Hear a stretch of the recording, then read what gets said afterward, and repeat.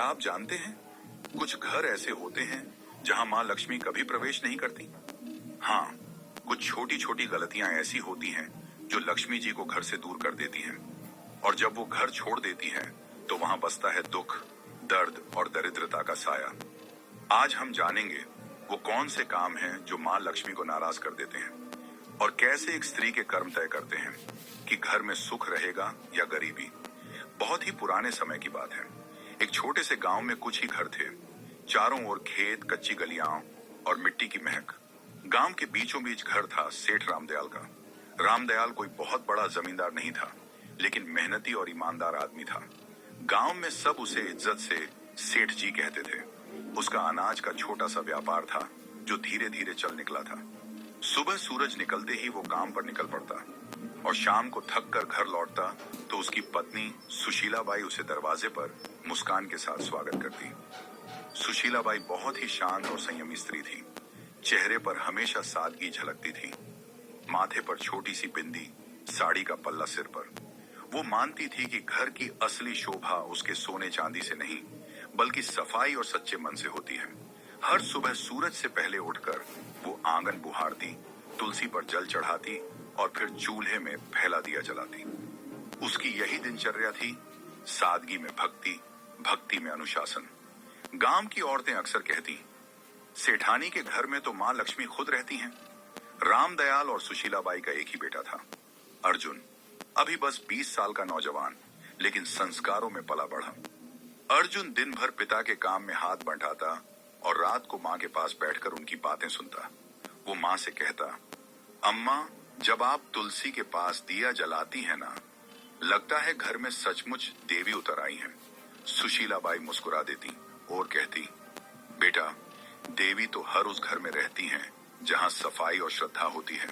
बस उन्हें मानने वाला दिल चाहिए। समय बीतता गया। घर में सब ठीक चल रहा था, लेकिन किस्मत के खेल अजीब होते हैं। एक दिन सुशीलाबाई को हल्का सा बुखार आया। उन्होंने सोचा 2 दिन में उतर जाएगा, लेकिन वो बुखार दिन ब दिन बढ़ता गया। पहले थकान, फिर कमजोरी, और धीरे धीरे हालत ऐसी कि वो रसोई तक नहीं जा पाई। रामदयाल ने गांव के वैद्य को बुलाया। वैद्य जी ने नाड़ी देखी, कुछ जड़ी बूटियां दी, लेकिन असर नहीं हुआ। दिन पर दिन सुशीलाबाई की तबीयत बिगड़ती चली गई। घर का माहौल जो पहले हंसी और पूजा की ध्वनि से भरा रहता था, अब सन्नाटे से घिरने लगा। रामदयाल अक्सर रात को आंगन में बैठकर सोचता, क्यों अचानक ये सब हो गया? कहीं मेरी कमाई में कोई गलती तो नहीं, या हमने किसी का मन दुखाया हो? वो ऊपर आसमान की तरफ देखता और मन ही मन मां लक्ष्मी से कहता, मां, जो भी भूल हुई हो क्षमा करना। लेकिन जवाब में बस हवा की धीमी सरसराहट सुनाई देती।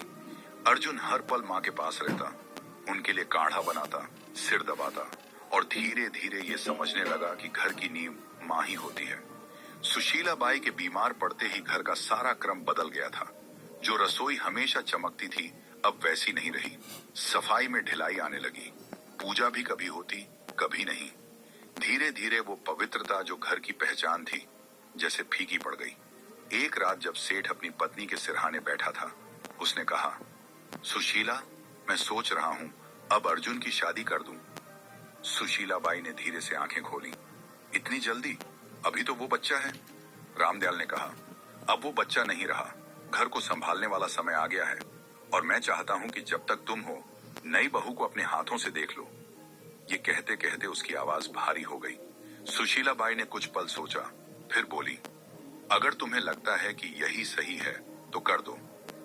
अगले ही दिन उसने तय कर लिया कि वो अपने बेटे के लिए एक सच्चरित्र और संस्कारी लड़की ढूंढेगा, जो घर को फिर से वैसे ही सजा दे जैसे उसकी पत्नी ने किया था। गांव में खबर फैल गई कि सेठ रामदयाल अपने बेटे अर्जुन के लिए बहू ढूंढ रहे हैं। चौपालों पर बैठे बुजुर्ग हों या कुएं पर बातें करती औरतें, सबके बीच यही बात घूम रही थी। कोई कहता, सेठ जी को बड़ी खानदान की बहू चाहिए होगी, तो कोई जवाब देता, नहीं, वो तो सादगी और संस्कारों वाले घर की लड़की ही पसंद करेंगे। धीरे धीरे यह बात पूरे इलाके में फैल गई। हर कोई जानता था कि सेठ रामदयाल अपने बेटे की गृहस्थी बसाने की तैयारी कर रहे हैं। रिश्तों की चर्चा शुरू हुई तो आसपास के गांवों से लोग सुझाव देने आने लगे। हर कोई अपने घर की बेटी की तारीफ करता। सेठ सबकी बातें सुनता, लेकिन हर बार उसके मन में एक ही बात घूमती, सौंदर्य या अमीरी से घर नहीं चलता, घर तो संस्कारों और संयम से बनता है। उसी दौरान उसका पुराना परिचित गोविंद जी मिलने आया। उसने कहा, सेठ जी, मेरे रिश्तेदार के घर एक लड़की है, नाम राधा, सीधी सादी, घर संभालने वाली और बड़ों का आदर करने वाली। मुझे लगता है वो आपके घर के लायक है। सेठ ने कहा, अच्छा, मैं जाकर देख आता हूँ। अगले दिन सुबह वह अकेले ही निकल पड़ा। पहले के जमाने में पिता ही जाकर लड़की देखा करते थे। दोपहर तक सेठ उस गांव पहुंचा जहां राधा का घर था। घर सादा था, आंगन साफ और वातावरण में सादगी थी। राधा के पिता ने आदर से स्वागत किया। बातचीत के दौरान राधा पानी लेकर आई, सिर झुकाए, शांत और संस्कारी। सेठ ने मन ही मन कहा, यही है वो लड़की जिसमें घर बसाने की समझ है। उसी दिन सेठ ने वहीं पर रिश्ता पक्का कर दिया और कहा, अब बस शुभ दिन निकालिए, मैं अपनी बहू जल्द ही घर लाऊंगा। घर लौटकर उसने सुशीला बाई से कहा, मैंने लड़की देख ली, नाम राधा है, स्वभाव बहुत अच्छा है, सूरत में सादगी है, आंखों में आदर झलकता है। सुशीला बाई ने शांत स्वर में कहा, अगर तुम्हें मन से ठीक लगी है तो वही सही, लड़की वही अच्छी जो घर को अपनाए। सेठ ने सिर हिलाया, मन को सुकून मिला है, लगता है अब घर फिर से बस जाएगा। कुछ ही दिनों में रिश्ता तय हो गया। शुभ मुहूर्त निकला और दोनों घरों में खुशी की लहर दौड़ गई। समय बीता और शादी का दिन आ गया। सादगी से मगर पूरे रीति रिवाजों के साथ विवाह हुआ। राधा अब सेठ रामदयाल के घर की बहू बन चुकी थी। शादी को कुछ हफ्ते बीत चुके थे। घर में नई रौनक थी, सब कुछ जैसे फिर से जीवंत हो उठा था। राधा सुबह आंगन में जल छिड़कती, तुलसी को प्रणाम करती और रसोई में मां अन्न तैयार करती। सुशीला बाई के चेहरे पर सुकून था। उन्हें लगता था जैसे घर में मां लक्ष्मी खुद आकर बस गई।